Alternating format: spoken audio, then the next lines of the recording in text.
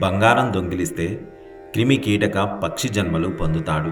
ప్రతిరోజు కలహించే స్త్రీ జలగ జన్మ పొందును. భర్తను కాదని పరపురుషుణ్ణి కోరిన స్త్రీ బల్లి లేదా 2 తలల పాము జన్మ పొందును. తాపస స్త్రీతో క్రీడింపనెంచినవాడు మరుభూమిలో పిశాచ జన్మ పొందును. ఇంకా ఈడేరని బాలికతో క్రీడింపనెంచినవాడు అడవిలో కొండచిలువగా జన్మిస్తాడు. గురు భార్యతో క్రీడింపనించినవాడు తొండ జన్మ పొందుతాడు. రాజపత్ని మిత్రుని భార్యతో క్రీడింపనించినవాడు గాడిద జన్మ పొందుతాడు. దేవలకుడు కోడిగా జన్మిస్తాడు. అతి కాముకుడు గుర్రంగా జన్మిస్తాడు. జీతానికి దేవాలయంలో అర్చన చేసేవాడు దేవలకుడు. సర్వకర్మలకు ఇతడు బహిష్కరింపదగినవాడు.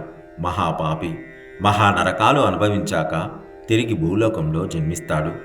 పరభార్యను హరించిన, దాచమని ఇచ్చిన వస్తువు హరించిన, బ్రాహ్మణ ద్రవ్యాన్ని హరించిన బ్రహ్మరాక్షసుడై జన్మిస్తాడు. బ్రాహ్మణ ద్రవ్యాన్ని స్నేహం చేత తిన్నా 7 తరాలు దహించబడతాడు. ఇంకా బలత్కారంగానో చౌర్యం చేతనో బ్రాహ్మణుని సొత్తు కాజేయ చూస్తే వాని వంశం నిర్ధూమధామమైపోతుంది. రాతి పొడిని గాని లోహాల పిండిని గాని జీర్ణం చేసుకోవచ్చేమో గాని బ్రాహ్మణుని ధనాన్ని జీర్ణింప చేసుకోవడానికి 3 లోకాల్లో ఎవరి తరము కాదు. దేవ బ్రాహ్మణ ద్రవ్యములను ఏ రీతిగానైనా హరింపజూస్తే వారి కులములు నశిస్తాయి. బ్రాహ్మణాతిక్రమణం చేసినా ఇదే గతి. తనను ఆశ్రయించుకొని ఉన్న వేద శాస్త్ర పారంగతుని కాదని ఇతరునికి ఇచ్చే దానం బ్రాహ్మణాతిక్రమణం అవుతుంది. వేదం చదువుకొని ఇతరుని విషయంలో దీనికి మినహాయింపు ఉంది. అపాత్ర దానం వల్ల క్రమంగా